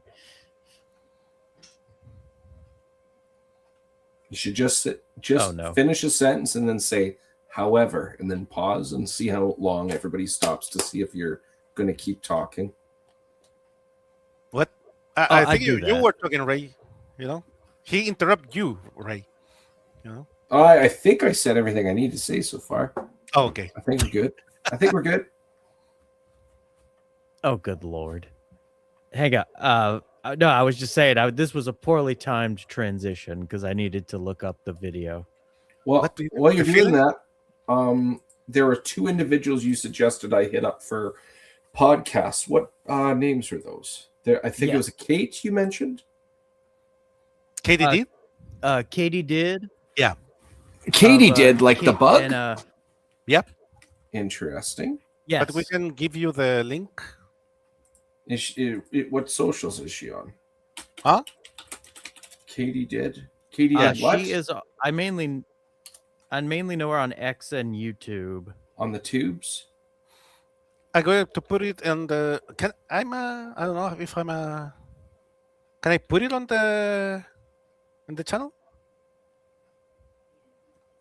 Oh, I mean, go subscribe to Katie Did.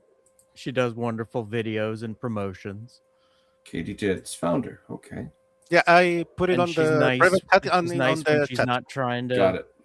She's nice when she's not trying to, impress sleeping psychopathy, who is a bad influence. No, she's a promoter. A If- clip. If I contact her and say Mr. Fusebox referred me to you, that would be acceptable. Yeah, sure. Okay. I think. Well, hopefully. She's always on the FFS channel with the guys. I mean, you never know. You know. Oh well, yeah. Is that Billy Bob with this guy? Who's that on the left having Oh a no, drag that is in the dark? that is Edwin Boyette, who Yeah, the problem is, that like I is said, Edwin Boyette, who I used to be a big Edwin Boyette fan before he lost his mind. all my career of a meme guy is based on that guy. I just love this. No, like really, with this video, I just love the song. Oh yeah, the song, but the I'll video shoot is you not so dead. good, yeah. Let the sound just connect, and the crowd goes crazy. Let's go. Is that his voice? No, he's AI. But like, is that what his voice sounds like? No, he's Australian. Okay, that's funnier. Feeling so high. Lead the way, just breathe this fire. Lights around the room climbs higher. Yeah, I want to star in a video like Every this. heartbeat pulls us near. Bodies moving, nothing to fear. The floor is alive, the music lives. Oh, there you are. Every second, every shift. Turn it up, let the rhythm stay. Hands up, high, we on the play. Turn it up, let the fire ignite. See, that's I would do that. That is Cathy. Hilarious.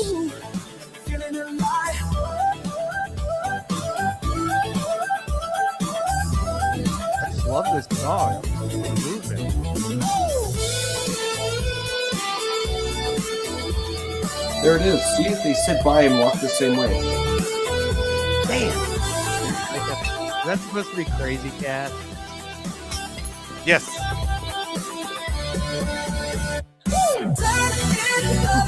Let the rhythm stay. Hands up high, we on the play. Wow, taking a shot at Ethan.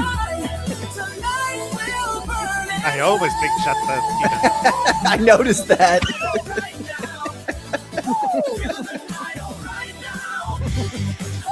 Every time he's like super fat and eating something in all of your videos.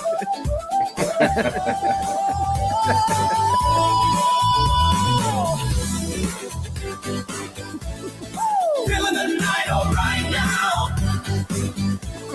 Oh no! Oh boy. No, not ice!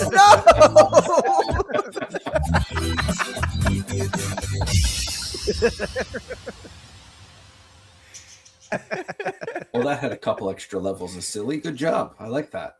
Yeah, but that was the a worry one.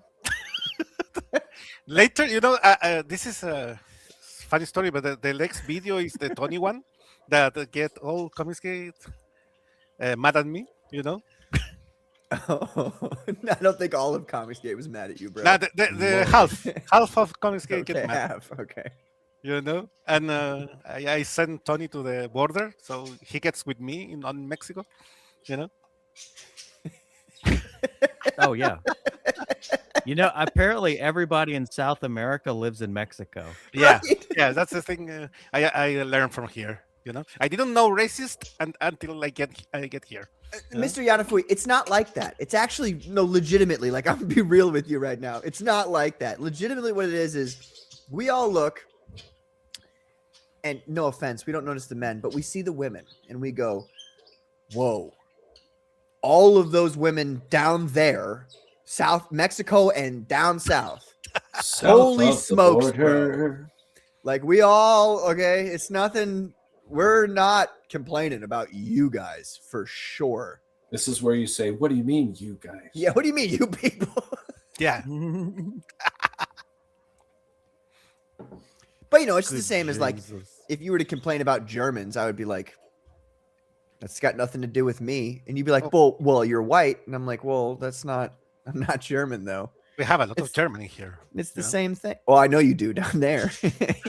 yeah, you do. Patrick. Hell, How's old Adolf doing these days? right? No, but that's just a coincidence, you goodness. know. You got to be careful. You got to be careful. Well, You gotta be speaking of, careful. He's got it Oh, God. prepared. Let's go. German bean. oh Jesus, He just got this ready to go. It's No, amazing.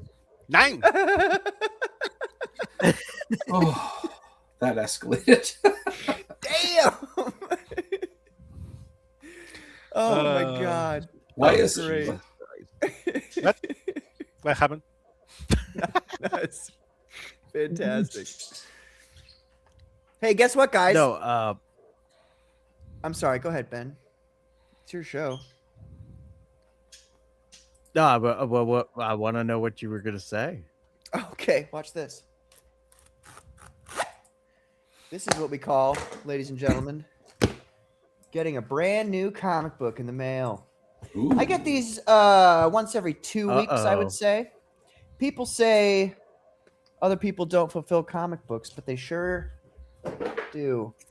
I have, ladies and gentlemen, the Mythicals here, the trade paperback collection. Hold on, let me take it out the thing here.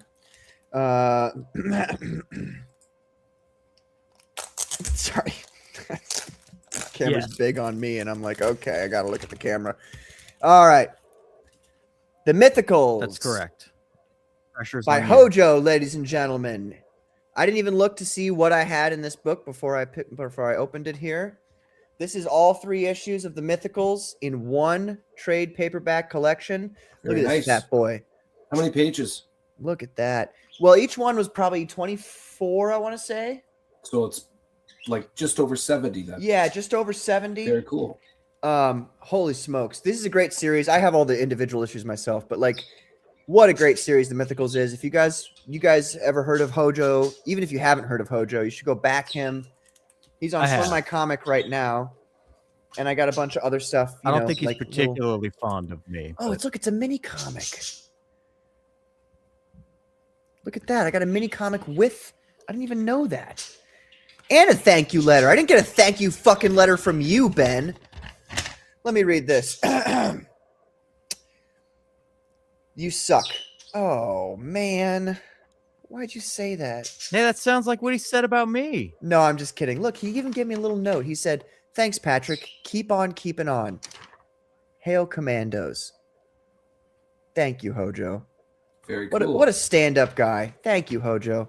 Hojo's one of the people we really, really, really love supporting on the Comic State Commandos. A true blue independent comic book creator who is not about the drama. He's all about making comic books and making great art for people, his backers, his comics. And that's what I really like to promote on my show. Thank you, Hojo. That's awesome. Fucking A. That's awesome. I'm going to put this is going to be, it's awesome because now it's the collection. It's going to be sitting in my book stand now with all the other collections I have. Well, And you're also in a this week, I very also good received mood. 7 Amens Before Sundown by Thomas Tuttle and Christian Rossi. I read this the other night. Oh my God. This is one of the best books I think I've ever read. I gotta be real. I haven't had the time to like do an official review of it, but this book is probably one of the best independent books I've ever read in my life. It is so spectacular. And if you guys have the chance, and I know you do because it's still on Fun My Comic, go pick up 7 Amens Before Sundown. What a fantastic book that was. I'm honestly kind of shocked at how good it was. Anyway, that's my Well, you're in a positive spiel. fantastic mood right now. Well, I just like You're in a getting great nice mood. things from nice people. It's always great when you you give some money to some folks and then you So- get something back that's really, really good. And it's just, That is great, but see, now you're too happy, so now I have to do this. better not be about Soundgarden. It better not be something negative about Soundgarden. Oh, okay. This isn't. It so is bad. not. Well, I was going to Just ask say. about Cynic's no, it's contact awful. information if you didn't have anything bad. Oh, you mean like how to get in contact with him? Yeah, I was going to inquire about going on his podcast. I will DM you on Facebook. His X. You have to get on X though. I think that's the only way I know how to get a hold of him. Okay, I have ways. He has ways, he says. Well, it's time for you to get into a bad mood. Let's see this. That's why I brought this. Tell me what you remember. A wife?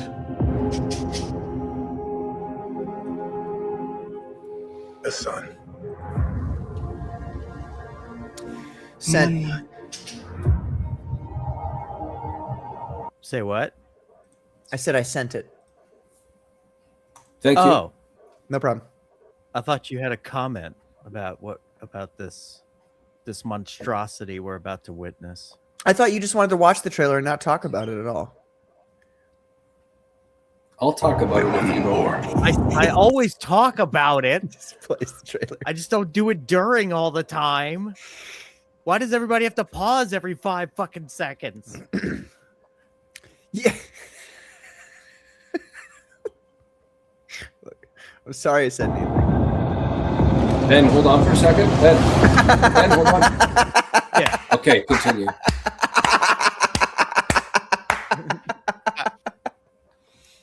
Now I apologize because I'm this. Canadian. I'll say this: John Bernthal, great casting choice. Are you Charlize pausing Theron, this to talk about it? Well, we're already here, man. Who was the guy? The first guy who appeared was the Spider-Man. Tom Holland, yeah. Yeah, Tom Holland. he's He in this. plays Telemachus. I'm fine with that. It's Lupita Nyong'o as, I believe she plays Athena or Helen. No, she plays fucking Helen. Helena Troy? There is gods? Yes. And Zendaya plays Athena. Can we agree that some of these actors are used too much? Like, have you seen Spider-Man? No, I saw Dune, so I've already seen, like, pretty much. He's not the same actor, bro. It's a different actor. Zendaya? I mean, I already did. Oh. My bad.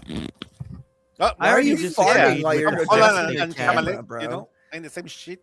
It's my table. It clicks. There we go. We're good farting now. noise. Here. This is our lives. It's my mic. No, freaking no! Like This I camera already sucks. disagreed with the fact that they cast Matt Damon as Odysseus. I fucking hate that. Is Wait, he a marionette?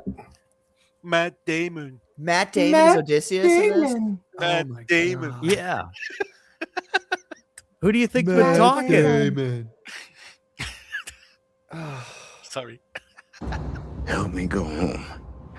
Wow, he looks actually really old though. Damn. Oh, it's Christopher Nolan. This is a household waiting for master. Robert Pattinson. I want you to choose me.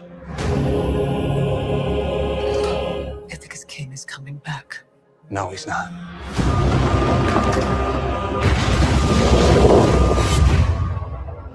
What would he do if he came back here and find all these suitors in his house?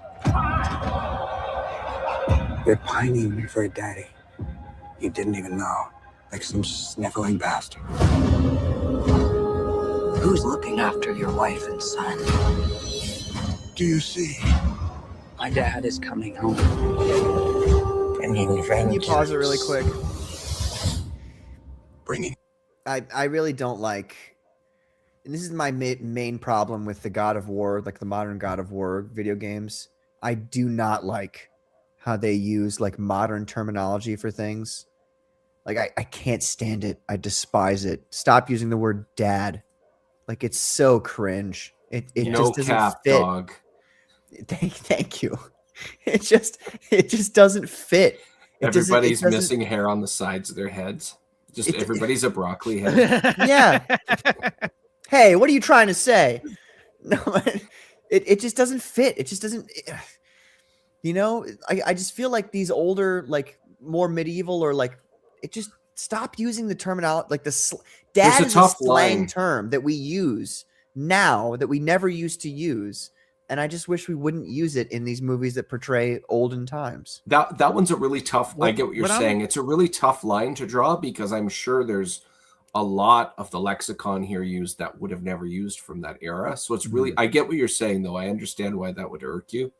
At least their battle cry isn't something like Skibbity Toilet Ohio Riz or something retarded like that, you know. But well, I'll say this for it. Like, at least, you know, the last trailer I was angry at, but with this trailer, like, at the very least, Robert Pattinson, he's just playing the leader of the suitors, who are like, you know, super minor characters, and he's bringing it. He is in that part. Like, he's a great actor. Robert Pattinson's a fantastic actor.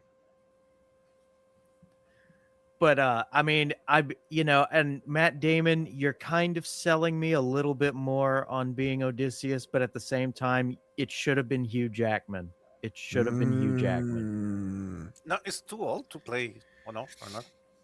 Have you seen Deadpool and Wolverine, Mr. Yanafui? He's not old. He's not too old. No. Matt Damon looks old. He's supposed to travel to many years. I mean, with Odysseus, it's like, I get the feeling that they're probably going to have his beard be shorter and more colored. And then, like, as the movie goes along, he'll look older and older. If it's a good movie. Yeah. His sequel, he's a geriatric. Assuming he's still alive, of course. Odysseus Damon. Now there's aliens. Please. Well, as you can see, speaking of when you were talking about modern vernacular, we're bringing it. That's cringe, dude. It's so cringe. Oh my god. Bring it on, dude. Yeah, we seriously. Are bringing it all. Let's go. Let's go. That's another one. Let's go.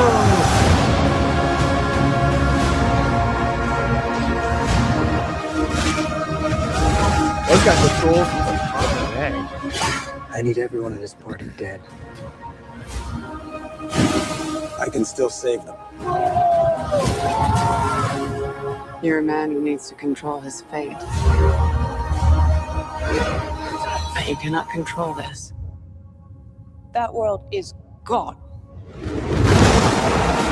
Is that Anne Hathaway? No one could stand between me and home. Not even the gods. Keep us straight!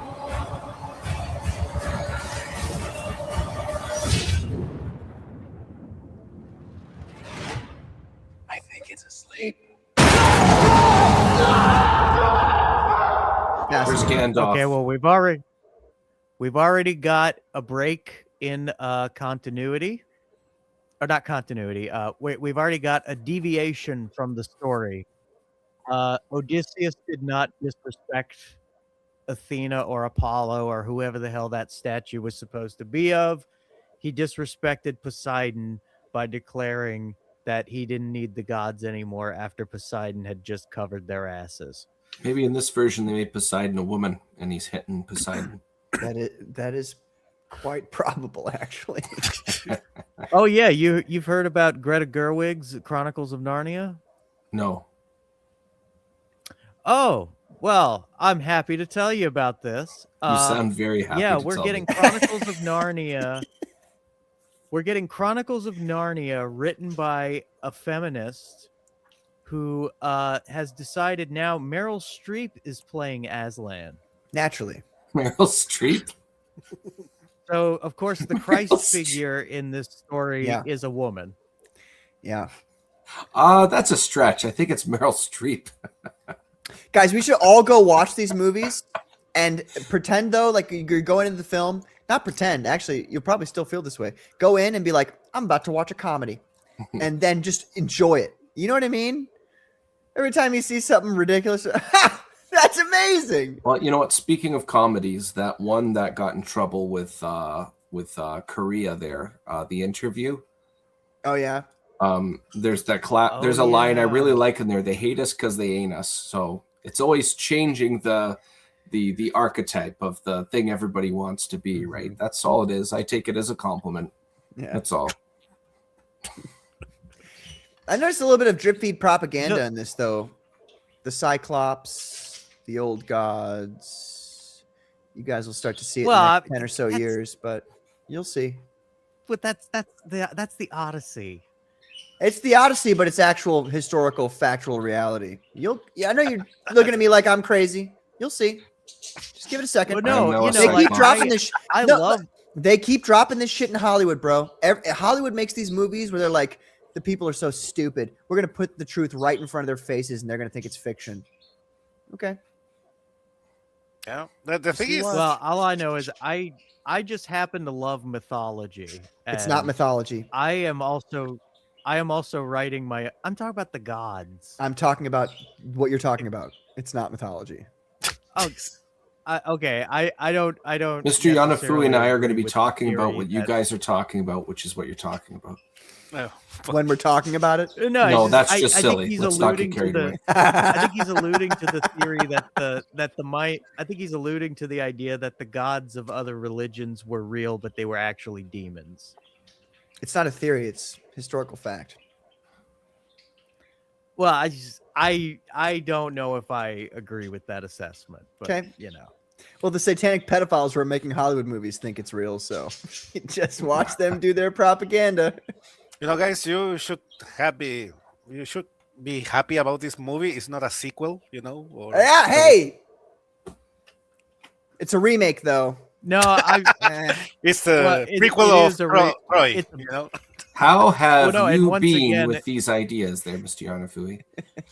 And once again, like they couldn't help themselves in that they had to have Lupita Nyong'o play Helen, and Helen is supposed to be a blonde-haired, like blue-eyed, angelic person, like you know. And of course, they had to choose the most African-looking woman to play her.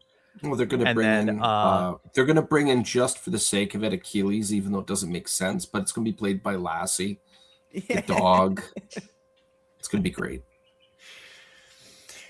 With that, ladies and gentlemen, I have to go. I got to hop off here. I'm supposed Lord. to be on Katie's show as well. I promised her, and I promised Salty. So actually, who is Patrick going to choose? Salty or Katie? Who's the salty dude?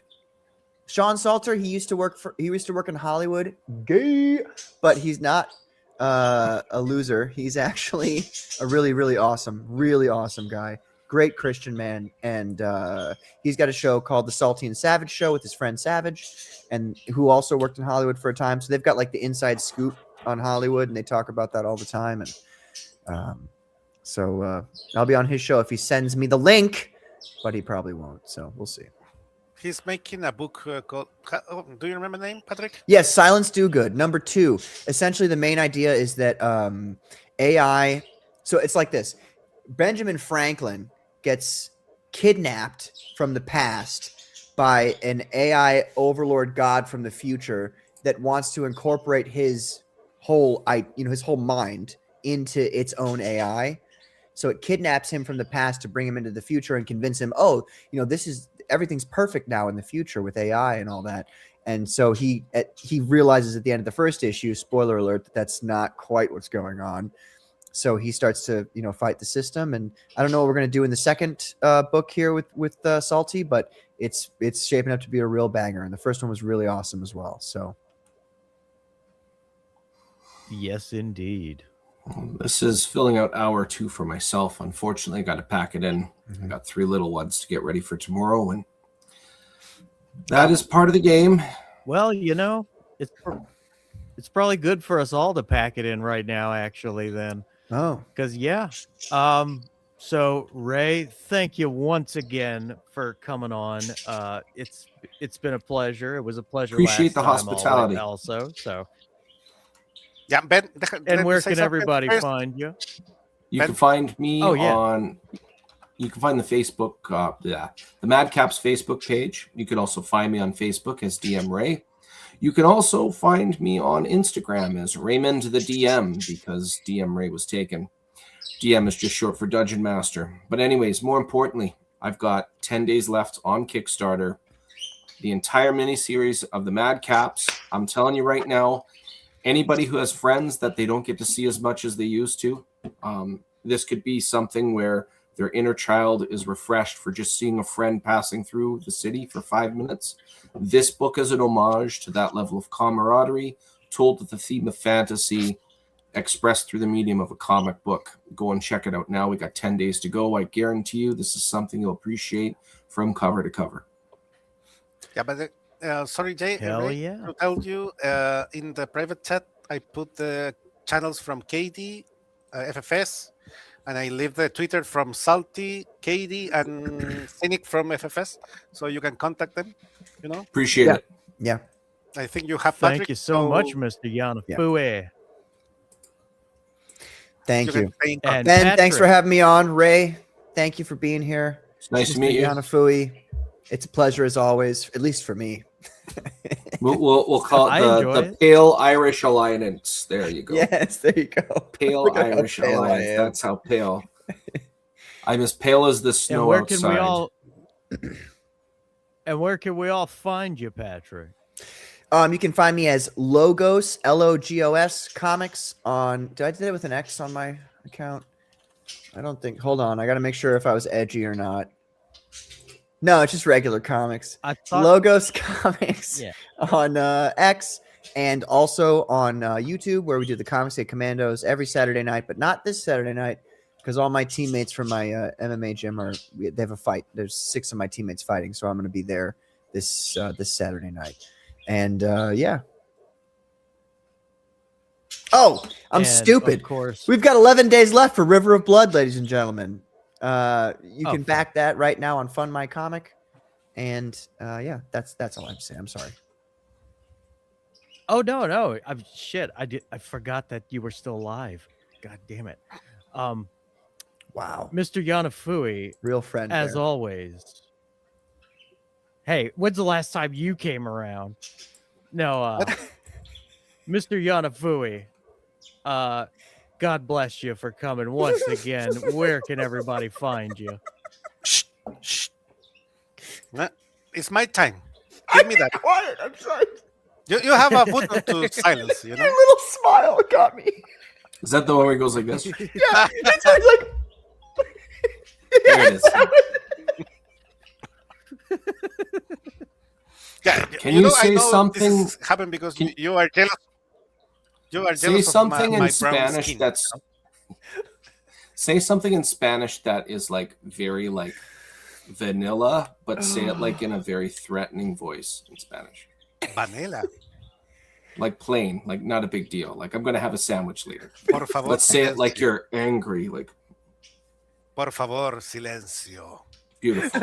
It sounded sexy. Do you have an animation of one I don't eye up, know, one eye down? I can't stop being so fabulous, you know.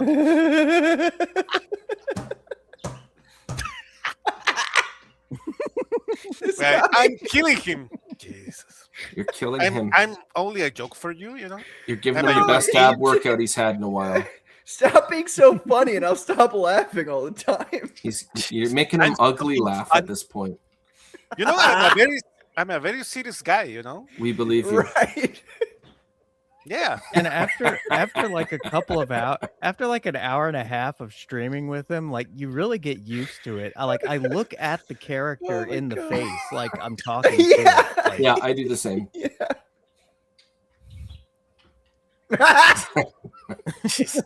You know what that reminds me of? That reminds me of any time there's an intense moment in Ren and Stimpy. And it zooms in right on their eyebrows. I'm going to kill you.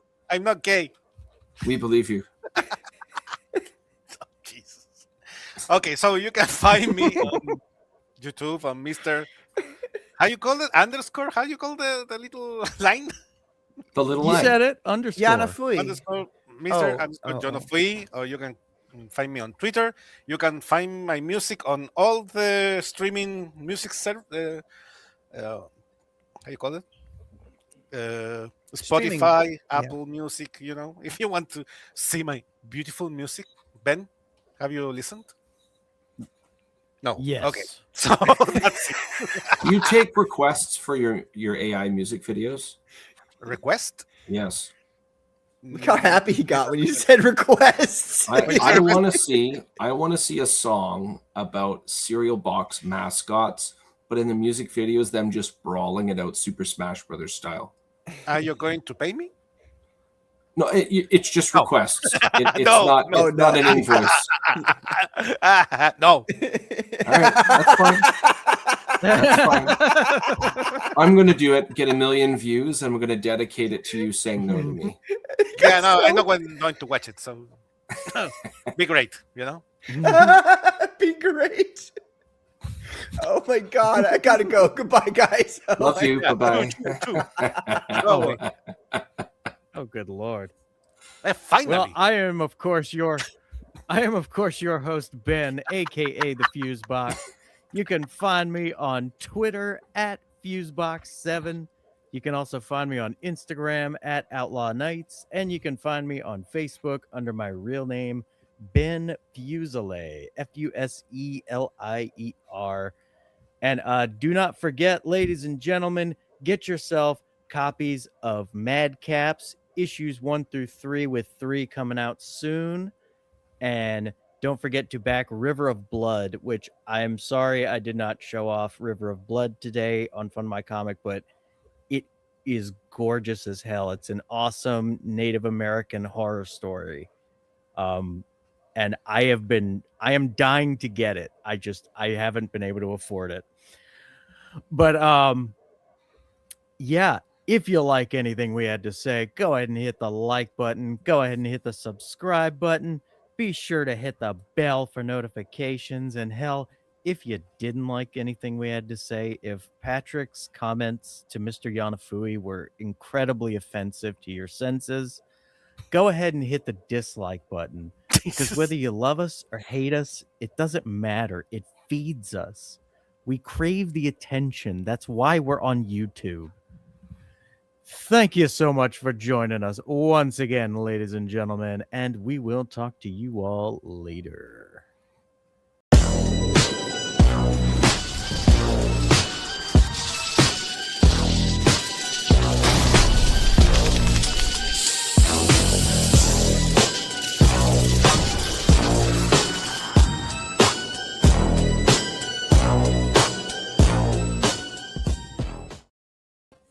What's